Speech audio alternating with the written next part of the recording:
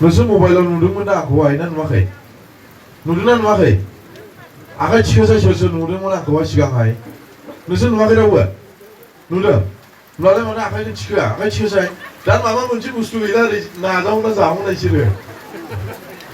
दा लाबोगोन आं र'। दा एक्सुवेलि बे बुस्थुखौ लानानैनो आङो दिनै माखासे बिषयखौ आं बुंगोन। दिनै ससियेल वार्कार बुंखाबाय जेला आं ससियेल वार्कारनि बिषयाव आं माखासे बुंगोन। प्लास जोंनि माखासे रायजो राजाफ्रा माबोरै जोङो मिलायलायनानै थानांगौ बा मिलायलायनायनि गेजेरजों मा खामानि मावनो हायो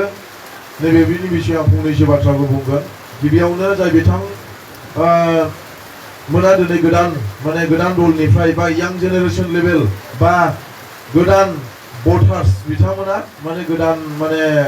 भट होनो मोनजेननाय होननानै बिथांमोना जोंनो दहायनो फोरमायखाबाय। बिथांमोना जोंजों लोगोआव फैदों आरो जों बिथांमोनखौ रोजा रोजा साबायखर। मानो होननानै बुङोब्ला बिथांमोना भट थुजेननो मोननायावनो BPF आव थुनो मोनसिगोन। दा दहाय पलार बिथाङा मोनसे खोथा बुंदों ने जोंनि माबाया आफादगिरि बिनि नामा जों न'नि जाखायो आयं, आंनिनो आयं जायो। ओमफ्राय बेखौहाय बेना गोबां नाम दं खिन्थु बबे मोनसेयाव खोन्थालाबा नोंसोर मिथिगोन। सिनायखायो दा बै सिनेमा गाग्राया गावगाथ' बिराद मिनि होयो मानसिफोरखौ। ओमफ्राय गावगा बिराद गाबो मिथिबाय। बिनि गाबनायखौ नोंसोर नुवाखै खिन्थु आं नुबाय। जा गाबखायो। गतिके बिथाङा दहाय मोनसे खोथा बुंदों बिमा माहारि होननानै बुङोब्ला लोक्षि। दाखालि हाग्रामा सारा जेब्लानाखि मिटिं खालामदोंमोन क'क्राझाराव गासिबो हिनजाव महिलाफोरजोंहाय बांसिन। अब्ला हौवाफ्राथ' फैयाखै। अब्ला बिसिनि गेजेरावहाय दिनै हिनजाव माहारि बा लोक्षि हिनजावफोर लोक्षि बिथांमोना दिनै बिदि हाग्रामा सारा खोथा बुंदों। दिनै लोक्षियानो जोंनि गेजेराव नामायबाय होननानैहाय। दिनै बिनि बिसयैनो आं मोनसे खोथाखौ बुङो। दिनै इयुथ्स जोहोलाव फंबाय आरो फंबायमोन बिथांमोना दिनै जोंनि गेजेराव फैबाय। दिनै जोङो बिमाखौ बिमा होननानै जों सनमान होनो रोंनांगोन, बिफाखौ बिफा होननानै सनमान होनो रोंनांगोन। मानो होननानै बुङोब्ला बिमा बिफाया जोंनि थाखाय इसोर। जाय बिमाया जोंखौ खांदों आरो फेदेरदों, जाय बिफाया जोंखौ खस्थ' गावनि जानायखौ दोनथ'नानै गोबां फोरोंदों फेदेरदों, दिनै बेखौ जों साननो रोंनांगोन। गतिके बिनि थाखायनो आं मोनसे खोथा बुंबावदों फंबायमोन। दिनै आं ससियेल वार्कार अल BTC आव अल आसामाव आंनि माखासे स्टेटासखौ मिथियै रावबो गैया। दिनै आं मानि थाखाय ससियेल वार्कार जादों, दिनै आं मा मावनो नागिरदों, दिनै बेफोरबायदि बाथ्राखौ बुंनो थाङोब्ला जोबोद गोलाव दङ। दिनै जेब्लानाखि आं नोंसोरबायदि फंबाय नोंसोरबायदिमोन 18 बोसोर 17 बोसोर 18 बोसोर 19 बोसोर 20 बोसोरमोन बे समाव आंबो बै समनि खाहानियाव गोसोखाङोब्ला आं दासिमबो गाबखांनाय फैयो। जेब्लानाखि आङो नोंसोरबायदिमोन भट होनो मोनजेनदोंमोन बा भटार्स मोनजेनदोंमोन बे समाव आंनि माखासे बिजनेस लाइनाव आं हाबदोंमोन। दिनै बे बिजनेस लाइनाव आं जेब्लानाखि हाबदों बिनि सिगां आङो मा मावबोनाङाखै। मालाबानि समाव आङो बन फाननानै फैनांगौ गोनां जादों। मालाबानि समाव आङो बारियाव बे लाफा मुला खुबैनाया बे लाफा मुलाखौहाय बिमा बिफाया फोबाय। ओमफ्राय बिसोरो गावबागाव खामानियाव हाजिरा मावहैबाय। जोङो फुनानै 10 थाखा मुथा खावबोआव जिरायना फानदोंमोन आं लाजियाबो गियाबो रावखौबो। आं दासिमबो रावखौबो गियाबो लाजियाबो मिथिबाय। आरो आंखौ रावबो दमबो दाखा। आङो जे रागा जोंबाय सिद्दाखा। बिनि थाखायनो आं बेखौनो बुंदों फंबायफोर आरो जोंनि बिमाफोर बिफाफोर। आरो बेखौबो आं मोनसे एडभाइस होनो सानबावदों जोंनि माखासे बिमा माहारि बा बिफा माहारिनि गेजेराव। गावनि फिसाखौ खांबाय जेला मोनफ्रोमबो आगानफ्रोमबो थाबायनायाव जों नोजोर होनो रोंनांगोन। जोङो बबेबा हस्टेलाव जोङो स्कुल फरायनो थिनहरदों गावनि फिसाफोरखौ। थाखा नांगौ हरदों खिन्थु जों मा मावहैदों रावबो मिथिया। दिनै जेब्लानाखि दाखालि नोंसोर आंखौ ड्राग्स हमनायनि नुदों दा, बे ड्राग्स हमनायनि बेलायावहाय माबायदि जादों मानसिया मोदोम लोदो जाबाय। खिन्थु दा ड्राग्स सोमै जानजियाखौनो आखाइ थोंसे हमस'नो हासै। अब्ला बेफोरबायदिखौ नुनानै जों गोसोआव दुखु मोनखांदों। दिनै आंनि न'खराव जौ लोंग्रा ड्राग्स सोबग्रा माबा मोनसे निसा बाहायग्रा रावबो गैया। दिनै सोरबा बायदिया साननो हागौ जोंखौ निसा बाहायो होननानै, नाथाय जों निसा बाहाया। अब्लाबो जों दिनै निसा बाहायो हिसाबै जों माखासे इयुथ्स लेभेलनि माखासे मानसिफोरखौ जों मोजाङाव लाबोनो लुबैयो। जायनि न'खराव समायसा गोग्लैयो बिसोर बुजियो जायनि न'खरावहाय सोरबा ड्राग्स जाग्रा दङ बिनि न'खराव बिसिबां समायसा सफैयो बिनि बिमा बिफायासो खोन्थानो रोंगोन सोरनिबा फिसाया जौ फाग्ला अखा नायबानो जौ लोंहैबाय फैसा लानानै बिमा बिफाजों बुरलायफैबाय जों बेखौ मोजां मोनगोन नामा मोना दा दिनै बेखौनो आं मोनफ्रोमबो जायगायाव थांनानै माखासे बिसय आं दिनै इयुथ्सफोर बा सेंग्रा जोहोलाव सिख्लाफोर आरो बिमा बिफा फिसाफोरखौ माबायदि दैदेननांगौ बिनि बिसय आं फंनैसोब्लाबो आं बुंनानै फैयो दिनै आङो जि खामानि ससियेल वार्कार दिनै आं राजनितिआव आं मानि थाखाय हाबदों आंनि जेब्लानाखि ससियेल वार्कार मावदों बे ससियेल वार्कार मावनाया गोबां माखासे मानसिफोरनि दैदेनगिरिफोरनि सायाव बा सोरबा राजनितिनि दैदेनगिरिफोरनि सायाव आंनि मावनाया नोजोर नांबायमोन बबेनिफ्राय मा मोनो बबाव मा मावहैयो जिसुया बबेनिफ्राय मोननानै सोरबा बेमारिनो होदों सोरबा एडमिसन लानायनियावहाय हेफाजाब होदों खुन गहपुरनो खुन बिजनीनो खुन बाक्सा उदालगुरि ना लेटेस्ट नै दहायसो दाख्लै जेब्लानाखि जोंनि बामोनगावआवहाय जयनिं जाफैदों एक्स एनडिपि नि सासे दैदेनगिरि बबेबा मोनसे जायगायाव बियो मा होनोमोनलाय हाजिर जाहैनांगौ बियो हाजिर जानो थांगासेयाव 6000 थाङो मासाव फिरफिरि सालायो अब्ला बेफोरबायदिनि थाखाय दिनै एक्स एनडिपि खौ लानानै जोंनि बिटिआर सुक्ति जाबोदोंना जाबोआखैमोन दे दिनै जोंनि एक्स एनडिपि फोरनि थाखाय मा मावदों जेब्लानाखि प्रमद बर' बिथां आरो बिना गयारिमोना बिमा माहारिनि थाखाय जोङो बिदि मावगोन पसातर होगोन थियेटार गंसे होगोन नोंसिनि गामिनि बे खुंग्रिं एरियायावहाय पसातर मोननायखौ बाद हो माबा मोनसे सोरनिबा माबा मोनसे लिडारनिफ्राय सहाय मोननायखौ बाद हो दिनै सोरबा सासे बेमारिखौ सोखानाय नोंसो खोनाफेरदों खिन्थु जिसुया सुमफ्रामारिया गावनि दंनाय समाव लाखनिफ्राय गोजौसिम होनानै सोरबा मानसिखौ फोथांनाय रेकर्ड दङ दिनै आं जेबो आं गावखौहाय थाखा होदों बा माबा मोनसे सोरबा बेमारिखौ फोसाबदों होननानै आं गावखौ दुगाबो दुनानै लाया मानो होननानै बुङोब्ला बे मावनांगौआ जोंनिनो दायित्व नों आरो आं गोसो जानानै मावाब्ला सोरबा गैयि मानसिया गैयियावनो थागोन सोरबा बेमारि जानाय मानसिया मुलि गरसेबो मोनजानाय नङा बियो थैनानै थांगोन दाखालै जेब्लानाखि नैबे माबा बिरदाव ने बिरदाव नोंसिनि बे खुंग्रिं एरियायाव बा चिरां दुवारावहाय बिरदाव होननानै मिथियो दा खिन्थु बिनि नामा बिरदाव नङा दस्रासो लेटेस्ट बिनि डिटेल्सखौ आं मख'जोबदों आं मोनसे बेखौहाय पार्सनेलि आंखौ एटेक खालामनाय हिसाबै आं बिरदावखौ बुंदों नोङो मोजां मावना जानो गोसो दंब्ला मावनानै जा आरो जुदि बेखौहायबो जुदि नोङो मावना जानो गोसो गैयाब्ला बिनि एक्सनखौ आं लागोन होननानै दिनै बियो एग्रिकालचाराव खामानि मावो दा आरो सोरजों बबेयाव मा खामानि मावखुमायो बेखौ आं मिथियोमोन डिटेल्स आरो बेखौ आंनो हमनो थाखाय 5 मिनिट टाइम नाङा आंबो सासे एक्सट्रिमिस्ट बायदिसो जेब्लानाखि नोंसोर दाख्लै आंखौ ड्राग्स हमनाय नुदोंना बे ड्राग्स हमनायावहाय बै ड्राग्स फाननो फैयोना डिलार लानानै फैबाय बाइकजों ओमफ्राय स्रुट होबाय फैसा लाबाय ब्लक खाटबाय नै बिदिमोन बिदि मानसिखौ जों माबायदि हमदों मिथिगौ ओरैबायदि ब्रेन बाहायनांगौ जि मानसिया फैदों बिनि एडभान्स उन आरो सिगां आरो गारि गंसेबोनो दादोंखा बलेर स्कुटबो दादोंखा फैखाया खाखायो ओरैबायदि मालाबा समाव जोङो बाइकजों जोख्लायनांगौ जाबाय जे दहाय सासे सेंग्रा दंफायोमोनना दहाय बिनि आसियानो गेदा बिजनियाव बासिना लाबोनाया पुलिस डिपार्टमेन्टनि मानसियाबो हाबनो हाया खिन्थु बेवहाय आंनि सेंग्राफ्रा हाबनानै बा जों थांनानै बासिना लायदों हाइरड गेजेरावनो बासिना नैबे आसियानो मोननैबो गेदा बेनिया बे फंबायनाया आंनि गारि सालायग्राने बेबो सासे इउपिपिएलनि माबामोन बर्ड कमिटिनि प्रेसिडेन्टमोन दा फैबाय खिन्थु माखासे बिल मावदों बिस्रा बेखौ बख'खांनायनि उनाव बिसोरहा बिपिएमआव हाबसिगोन आं ओंखारथ'नाय जायाखै बिनि थाखायनो आं बेखौनो खावलायदों आंनि मावनांगौआ गोबां खामानि दङ दिनै आं सासे सेन्ट्रेलनि दैदेनगिरि जानांगौ आं गावखौ दुगा बुंना लाया नोंसोरबो सासे सेन्ट्रेलनि दैदेनगिरि होननानै साननानै ला दिनै जाय बिथांमोनाबो जयनिं जाफैदों फंबायमोनखौ बुंदों बा सोरबा आदै मादैमोनखौ आं बुंदों नोंसोरबो थांनानै आं बिपिएमआव हाबदों होननानैल' आं बिपिएमआव हाबबायलै होननानैल' सिरि थाब्ला जानाय नङा नोंसोरबो सोरबा सासेखौ लाबोनो बोलोङो जाहाथे नोंनि थाखायनो 10 जन जुदि फैदोंब्ला 10 जननि गेजेराव 10 जन फैगोन आरो बै 10 जननि गेजेराव 10 जन फैदों अब्ला बेसेबां जाखो जों बेखौ हिसाब खालामनांगोन मानो होनना बुङोब्ला दिनै जोङो ससियेल वार्कार मावदोंब्लाबो जोंनि बिटिसिखौ बासायनो थाखाय जोङो दिनै नांनो थाखाय जोङो ओंखारफादों दिनै आंथ' ओरैबायदि बुंखायो जि जायगायाव थांगोन बेवहाय जिसुया सौथुनानै थैयो ना मायो आं जेबो मिथिया आङो जि लामायाव हान्थिदों बे लामायाव आं हान्थिगोन आरो बे जायगासिम सहैयागौमानि आं जिरायनानै थाया आं ओरैबायदिखा दा बिनि थाखायनो आं गासैखौबो बुंदों आरो आं बारा गोलाव बुंनो सानाखिसै आरो गोबां खोथाफोरखौ बिथां जोंनि माखासे दैदेनगिरिफ्रानो बुंखाबाय आरो नोंसिनि खुंग्रिंनिफ्राय आङो सासे बा सानै बिथांमोनखौ आङो सेन्ट्रेलाव बिबान होनो थाखाय आं अलरेडि सारजों रायलायखाबाय आरो बिथांमोना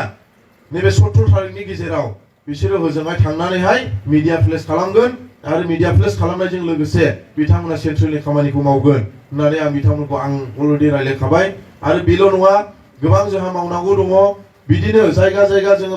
मावनांसिगोन आरो जों माखासे समाव जों प्राइमारि लेभेलाव फैनो हास्लाबाब्लाबो माखासे जोंनि प्राइमारि लेभेलनि दैदेनगिरिफ्रा खबर लालायनायनि गेजेरजों गामि गामि हाबनानै जाहाथे बयबो गावनो सासे बिपिएफनि दैदेनगिरि सिम्बल लाबायब्ला बिपिएफनि मोनसे दागिखौ जुदि खाफालाव जुदि नोङो फुननानै लाबायबा नोङो सिथाब होनानै लाबायब्ला नोङो गासैखौबो मानसिफोरखौ नोङो जाय मानसिया दिनै अन्थाइ बायदि गोरा बेखौ देख्रुबनो थाखाय नोङो हाथुरा लानानै नोङो ओंखारनांगोन अब्लासो नोङो नोंनि खामानियाव नोङो साक्सेसफुल खामानिखौ नों मावनो हागोन गतिके आङो बारा गोबाव बुंनो सानला दिनै जाय बिथांमोना फैबाय बिथांमोननि थाखाय आङो धन्यबाद होबावबाय जाहाथे बिथांमोनाबो उननि बेलायावहाय बा उनाव मोजां खामानि मावनानैहाय जाहाथे रायजो राजानि मोजां खामानि मावनानै दिन्थिनो हायो बेखौ आं आसा खालामदों आरो गामियाव थांनानैहाय जाहाथे सोरबा जुदि दंबावोब्ला बा थाखागोन बिसोरखौ जाहाथे बिथांमोना लानानै फैबावो दिनै हाग्रामा सारा मोनसे खोथाखौ बुंदों दै बेबायदि बाथ्राखौ रावबो लिडारा दिनैसिमबो बुंफेराखै आरो बुंनायबो नङा बे बाथ्रायानो जादों जाहैबाय इयुथ लेभेलनि माखासे दैदेनगिरिफ्रा दिनै माबायदि बिटिसिखौ बासायना लाखिनांगौ बिटिसिखौ माबायदि डेभेलप खालामनांगौ नोंसोरबो साफा साफा सोलोंनानै लादो बे बाथ्राखौ बुंदों हाग्रामा सारा दिनै नोङो सिन्था खालाम हाग्रामा सारा मा पइन्टै बुंदों साफा साफा माने बिटिसिखौ बासायना लाखिनो थाखाय बा बिटिसिखौ डेभेलपमेन्ट खालामनो थाखाय बा बिटिसिखौ उन्नति खालामनो थाखाय दिनै हाग्रामा सारा बे बाथ्राखौ बुंदों आं गाबोन थैना थांगोन आङो बोराय माने दाथ' हाग्रामा सारा एसे बैसो थांनाय बायदि होनजासै ना जेब्लानो हाग्रामा साराबो एसे बोरायलाङो बेथ' थाबायनाय बा बेरायनायाव एसे खस्थ' जागोन बे समाव जोंखौ सोलोंना लानो थिनदों दा बेनि थाखायनो इयुथ लेभेलनि मानसिफोर जोंखौ गासैखौबो माने हाग्रामा सारा जोंनि बिफा बे बिफाया जोंखौ बोसोन होदों जे नोंसोरो मोनफ्रोमबो माबायावहाय नोंसोर आवगायलांदो होननानैहाय दिनै जोङो साननो नाङा जोङो रावबो दासान जे आङो सासे गाहाय थाखोनि आङो माबा मोनसे गिदिर सिमां नुमारनाय आं बहा सहैगोन होननानै नाथाय जिबनावबो दासान दिनै आंबो सानाखैमोन बिदि खुंग्रिङाव फैलायनानै माइक पकन दैलायनानैहाय सोरबा रायजो राजानि गेजेराव माबा मोनसे स्पिच होनो मोनगोन होननानै दाखाल सुक्राझार सभा इउथ केम्प जानानै थांबाय जोंनि ख्रिस्टियानफोरनि अबेबा मोनसे बिराद गिदिर मिटिं दिनै आङो सिमाङावबो सानाखैमोन जे आङो बे जायगायाव थांनानै आं मोनसे आर'नाइ गानहैनो मोनगोन होननानै नाथाय दिनै इसोरा आंखौ दैदेनगासिनो दङ बा माखासे रायजो राजानि खामानि मावनो थाखाय दिनै आंखौ सायख'दों होननानै आं सानो दिनै बिनि थाखायनो रावबो दासान जे आं गाहाय थाखोनि बा गरिब थाखोनि नाथाय खिन्थु मानसिनि खाफाला बबे समाव माबायदि जाहैगोन बेखौ रावबो बुंस'नो हाया दिनै नोंसोरो आंनि बिसय माखासे बिसयखौ नोंसोरो मिथिजोबाबो जानो हागौ दिनै आंनि न'आव दिनाव खमाय गैयाब्लाबो 15 जन 20 जन मानसि थाङो अब्लाबो आं रावजोंबो रायलायालासिनोबो आं थाया फै जायहा बिपद जादों बिसोर फैयो आं हानायाव आं सहाय होगोन हायै समाव आं हरनो हायाबो जानो हागौ होननानै आं माने थांनाय बा रायजो राजाफोरखौ आं बिदिनो आं माबा खालामो दाख्लै जोंनिखालि बैयावहाय ने पिकनिक स्पट जादोंमोन ने लावखार ओंखाम जानाय जादोंमोन ना आंबो सानै मानसिखौ सिनाखि होदों दा सानै फिसा मानसिखौ आं सिनाखि होदों सिगाङाव जिरायदोंमोन माने नोंसिनि बे खुंग्रिं एरिया ओरै हादान साइड ओरै दागारि साइडनिफ्राय आंखौ गोबां मानसिफोर थाङो खिन्थु सोरखौबा आंखौ लोगो मोना आंबो माने बाहेरायाव थानाय बांसिन खामानि दामानि मावहैनाय जायो बिनि थाखाय अब्लाबो मालाबा समावहाय आं ओरैबायदि खालामो न'आवहाय अमा फानना दोननाय फैसाया बेखौबो हरहैयो आङो फोथायनाय नङा आंखौ रावबो गावखौ दुगा बुंना लादोंसो सानगोन जेब्लानाखि आङो ससियेल वार्कार मावजेनदों बिनि सिगां आंनि मोदोम गंसे सनाजों बुंफबजोबनायनिमोन दिनै आं मोनसे आस्थामबो गाना मानो गाना होनना बुङोब्ला आंनि सायाव गोबां सुथुर दङ दिनै आङो मोनफ्रोमबो जायगायाव मोनसे बाथ्राखौ आं बुंबाय थायो जिखि जायगायाव थाङा मानो आंनो मोनसे बुस्थुखौ आं लाना फैफायो दिनै बे बुस्थुखौ नोंसिनि खुंग्रिं एरियानिफ्रायबो आंनो नांगौ दिनै बे बुस्थुखौ मोनाब्ला आं मालाबाबो रायजो राजानि खामानि मावनो हानाय नङा होननानै आं सानो 근데 आंनि मोनसे सबसे देरसिन दोहोनानो जादों जाहैबाय जाय बिमा बिफाया आंखौ गैयै न'खराव जोनोम होदों बे गैयै न'खराव जोनोम होनायनि थाखायनो आङो दिनै बिमा बिफाखौ बाख्नायो बिमा बिफाखौ आङो देरसिन आंनि इसोर होननानै आं सनमान होयो दिनै आङो आंनि बिमा बिफाया जुदि आंखौ गैयै न'खराव जोनोम होआमोनब्ला खिजान आङो सोरबानिबा मेगनाव मोदै गनायखौ आं सिनायनो रोङा जानो हागौमोन दिनै आङो 3 थाला बिल्डिंआव 10 थाला बिल्डिंआव जुदि आं टाउन बायदि जायगायाव जुदि आं थाहैनायमोनब्ला खिजान आङो सोरबा 100 थाखा बा 200 थाखा बा 1000 2000 थाखाखौ दिनै आङो आंनि न'आव थांनायाव आं सैमा बायदि हगारनोबो हागौमोन आङो दिनै आङो बेखौ आं सानो दिनै बेनि थाखायनो आं बुंखायो सोरबा लिडारा सोरनिबा लिडारनि सिगाङाव थांगोन आं थांगोन औ आं सनमान होयो सोरबा लिडारखौ आं सनमान होगोन बेखौ गसंनानै आं सनमान होगोन बेखौहाय माबा मोनसे माबाजोंहाय रेसपेक्ट होगोन आङो खिन्थु रायजो राजानि खामानि मावनायाव आंखौ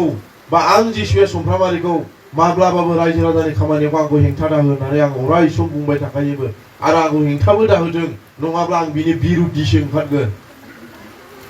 आरो रायजो राजानि खामानि मावनायाव आङो सासे दैदेनगिरि जायाब्लाबो सोरबा लिडारनियाव थांनानै सोरबा रायजो राजानि थाखाय माबा मोनसे बिनो थाखाय बा माबा मोनसे होनो थाखाय आङो सोरबा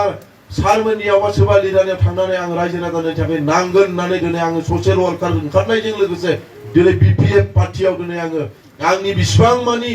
आंनि मानसि आंखौ बिसिबां मानि मोजां मोनो आं बिसिबां मानि मावनो लानाय खामानि बेयाव आं सापर्ट आरो अराय सम आंजों ओंखारफागोन बा अराय सम जोंनि बिपिएफ दलाव फैनानैहाय दोलोरै नोगोरै जाहाथे ओंखारफागोन होननानै जोंजों मावनायाव जाहाथे हेफाजाब होलायलाय बेखौ आं माने आसा खालामदों आरो आङो बेखौल' बुंदों जे दिनै बेवहाय जोंनि आंनि बिफानि समान बा आंनि बिमानि समान बा बिमादैनि समान बा बिबाजैनि समान बा फंबाय बिनानाव गोबां दङ दिनै बेनिफ्राय आङो मोनसे बुस्थुखौ दिनै आङो लाफानानै थांगोन बे बुस्थुआनो जाहैबाय रायजो राजाखौ आं अराय सम अननो हानायनि बा रायजो राजानि थाखाय जाहाथे आं अराय सम साननो हायो जाहाथे आंनि पार्सनेलि आंनि मेटार्सखौ लानानैहाय जाहाथे आं गोजान जाहाथे आं थाङा बे बुस्थुआ मा नोंसोर बेखौ बुंनो रोंगोन हागोन सोरबा बुंनो आंनो माबा मोनसे बुस्थु हरफानांगोन नोंसोरो हागोन ना हाया हागोन ना हाया हा हाया आंनो नांगौ जाहैबाय नोंसिनि अननाय आरो आशीर्बाद दिनै आङो नोंसिनिफ्राय माबा मोनसे बुस्थु लानानै थांबा सना रुफा बा माबा मोनसे थाखा फैसा बियाखै आंनो नांगौ नोंसिनि अननाय आरो आशीर्बाद बोराय बुरैजों जेब्लानाखि नोङो बै हाबा जानाय बेलायाव जेब्लानाखि हिनजाव गोदानफोरनोहाय माबा मोनसे बुस्थु होयोना ओरै खुलुमा आथिं दैना हरनो दा बेयाव ओरै आशीर्बाद होबोयोना होबा नोंसोर मोजां संसार मोनजाथों ने थिग बिदिनो बोराय बुरै आदै मादै ना बिबाजै बिमादै गासैनिफ्रायबो दिनै आशीर्बाद आरो बोर मोननायनि थाखाय दिनै आंनि लामायाव आं अराय सम हान्थिनो हागासिनो दङ दिनै जिसुआ राननानै थायाखै जिसुआ माबा मोनसे खामानियाव आवगायनायाव माब्लाबा फेलें जाफेना दिनै आं मोनफ्रोमबो जायगायाव बुङो जों दिनै ख्रिस्टियानब्लाबो हिन्दुब्लाबो साफ्रोमाबो जों मोनसे भगबान दङ इसोर दङ उसुं खाथिनि मानसिखौ उसुंनि गावखौ बायदि अन सोरबा गाननो गैयै मानसिनो नों गाननो थाखाय हो नाय बिनि फिथाइया नों मा मोनो जोंनि ख्रिस्टियान धर्मआव मोनसे दङ सामसजों होनाय जागोन खिन्थु बेलसाजों होफिननाय जागोन बे बाथ्राया मा नोंसिनि माखासे हिन्दु धर्मआवबो दङ नोङो सोरनोबा अननाय होनायनानै नाय इसोरा नोंनो मा होयो खिन्थु इसोरा नोंनो आं उमुखनो अननाय होबाय आंनो बिदि नांगौ होननानै नाजावला मोननाय नङा खिन्थु नोंनि हान्थिनाय लामायाव नोंनि खामानिखौ साक्सेसफुल खामानि मावनानै होगोन दिनै आंबो सासे थुरि न'आव उन्दुनाय दिनै आं प्लास्टार न'आव उन्दुयो बै समाव बाउन्डारि गैयामोन दा बाउन्डारिया खालामजोब्बाय ना खिन्थु बिसिबां बैसो जानायसिम थैनायसिम आं मा मावहैबावगोन बेखौ आं बुंनो थाखाय गैया खिन्थु इसोरा मिथियो मोनफ्रोमबो खामानियावनो आं न'निफ्राय ओंखारनाय लोगो लोगो आंजों सुथुर दङ मिथिबाय ओरैबायदि सुथुर नोंसिनि नैबे फेरेंगा साराथ' आं ओरैबायदि राग जोंखायो खोमा बुथाखासिगौ ना मोनला नोंसिनि नैबे सुइदु नैबे 14 चिरां दुवारावहाय आं मा मुलि मानसि जयनिं खालामबाय नामा फेरेंगाया दाखालि समाव 3000 फनाव देरदों दा 3000खौ आङो बोखिखाबाय आरो बे primary level block level district लेभेलाव थांनो गोबां दंबावो 2100 थै 2100ल'नो जेबो मेटार्स नङा बियो बेखायनो दागा फेरेंगाजों बुंदों आङो फेरेंगाया हाग्रामा साजों इलेक्सन गेलेस्लायस्लाय आं जिसुवे सुमफ्रामाजों गेलेनानै माथो उत्तर होनो हादों हायाखै दा गैखाया बियो जेनखानायखा आरो आं गेलेखायोबोमोन आरो आङो जै आंनि खुगानिफ्राय बुंबाय आं मालाबाबो फावसैया फावसयनाय बुङा आंखौ फावसयनायबो नुनाय नङा दा बेनि थाखायनो आं मोनफ्रोमबो बुस्थुखौ आं सानदों जोंनि youth लेभेलनि मावनाय जि खामानि मावदों जोंनि youthनि दैदेनगिरि सेन्ट्रेलनि बिथांमोना youthनि थाखाय मा मावनांगौ बिथांमोना अलरेडि सायख'खाबाय बा रायलायजोबखाबाय पेरेन्टसफोरनि थाखाय बा बिमा माहारिनि थाखाय माबायदि सिगां जोङो 15-17 बोसोर मावनानै थांबाय जोंनि बिपिएमआ बेवहाय माबायदि मावदों जों बेखौ मिथिया खिन्थु एबारनि बेलायाव गोदान रल लाखाबाय आरो हाग्रामा सारमोना अलरेडि बुङो आरो माखासे जोंनि दैदेनगिरिफ्रा बुंदों जोंनि बिपिएफ दोलोआव मावनांगौ खामानि गोबां आद्रा थादों होनदों मावजोबदों बेखौ बुङाखै जोंनि माखासे बिपिएफ दैदेनगिरिफ्रा मावनांगौ गोबां आद्रा दंनो बे आद्राखौ दिनै एबार 2024 आव एमपि इलेक्सन फैगोन बे एमपि इलेक्शननि केन्डिडेटखौ जोङो गोजौ थाखोआव पार्लामेन्टआव आरो जेब्लानाखि बिटिसि इलेक्शन फैयो बे बिटिसि इलेक्शनाव जोङो सरकार दानानै जोंनि बे बिटिसिखौ जोङो खामानि मावनो जों देखायगोन जोङो इउपिपिएलनि बायदि पसातर होगोन ट्रेक्टर होगोन बा नोंसिनि लामा न' हाबग्राखौबो टाइल्स होना होगोन माबा सिसि ब्लक बिदिखौ जों बुंनो थाङा आस्ते स्टेप बाय स्टेप जों मावलांजोबगोन दा बेनि थाखायनो दिनै आंबो सासे ससियेल वर्कार जानानै बिपिएफ दोलोनि बा रायजो राजानि बबेबा जायगायाव खामानि मावहैनो बा सोरबा लिडारफोरजों रायलायहैनो होननानै दिनै आंबो आवगायदों आरो नोंसोरबो आवगायनांगोन दा बेनि थाखायनो आं बारा गोबाव बुंनो सानाखैसै बे गोबाव जाबायब्ला निमाहा खालामदो आरो माखासे जोंनि बे दैदेनगिरि ब्लकनि डिस्ट्रिक्टनि आरो सेन्ट्रेलनि youthनि आरो पेरेन्टसनि आरो वुमेन्सनि गासैबो दैदेनगिरिफोरनि आरो रायजो राजानि अननाय आरो सिबिनायखौ आङो मोनबाय निस्सय आरो मोनबाय होननानै आं आसा खालामदों आरो आंनि अननायखौबो नोंसोरनो होनानै आंनि बे गुसुं बिबुंथिखौ बेयावनो दोनथ'नाय जाबाय गोजोन्थों।